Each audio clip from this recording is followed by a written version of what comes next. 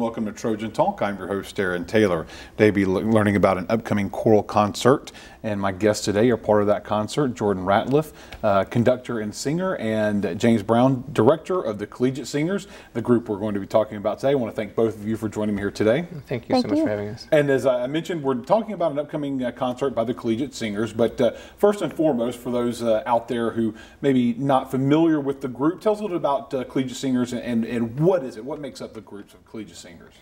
Collegiate Singers is made up of some music majors, either music instrumental or music choral vocal, and then we have a hodgepodge of just anyone.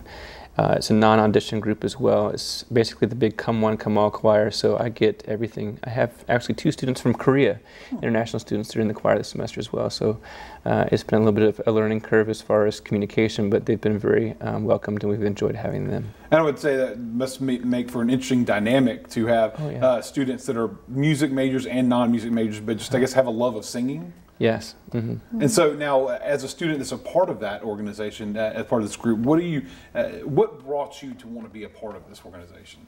Collegiate Singers was actually the first choir I was a part of when I came to Troy, and it's just so inviting. And what's beautiful about it is the people who aren't music majors, when would they ever sing this music? You know, so we get to do a little bit of everything. It's challenging, but we're proud of it at the end. Well, let's talk about some of the music that you're going to hopefully be proud of at the concert this week, coming up this Friday, correct? You've got a concert coming up. Tell us a little about the concert and what folks can expect out of it. It opens with a world premiere. The last time that we interviewed, I told you about a friend of mine who's doing his doctoral studies at Florida State, and we are presenting another of his pieces that he wrote specifically for myself and for Collegiate Singers, and it's had a great impact on the choral experience with the choir and helping them to bring their own chemistry and personalization to the piece.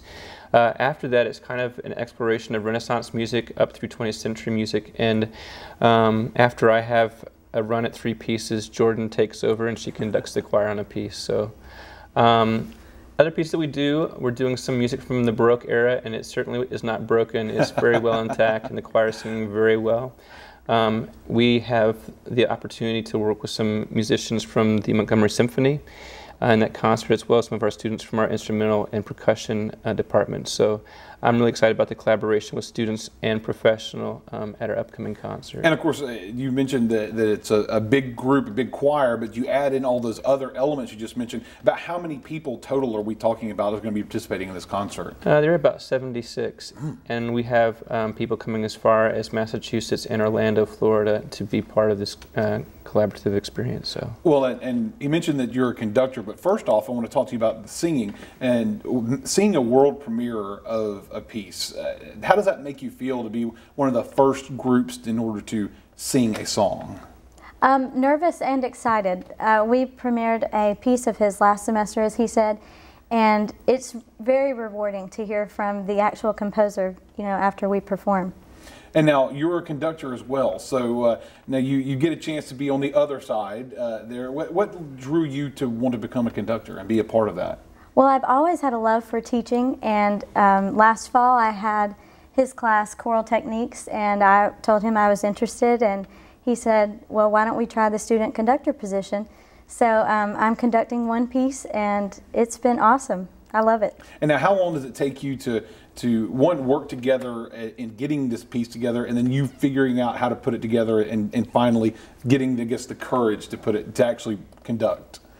You know what? He threw me in there, and we work. He actually works with me more in front of the group than privately. I think we work today, and it's concert week.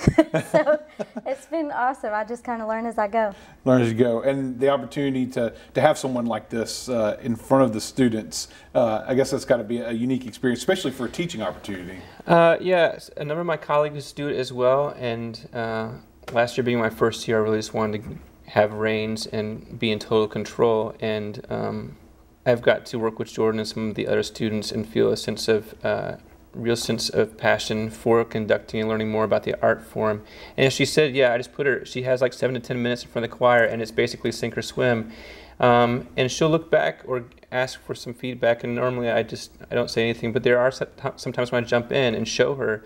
But the students have great chemistry with her, and she's very strong behind the podium, so it's a likening to my experiences when I first started, and so I think that's why I've encouraged her as much as I have. Well, there'll be a chance for folks to see you conduct and sing on Friday night. Once again, before we go, when and where, how can folks see it? It's going to be at Bush Memorial Baptist Church on George Wallace at 605 George Wallace Street. And it's 7 p.m. this Friday, November 21st. And it's an opportunity for people to show their thankfulness for the gift of music, because it's right before the holiday. So, all right. And admission for that? It's free. Free, so no one complains about that. Yeah, no complaining. Price.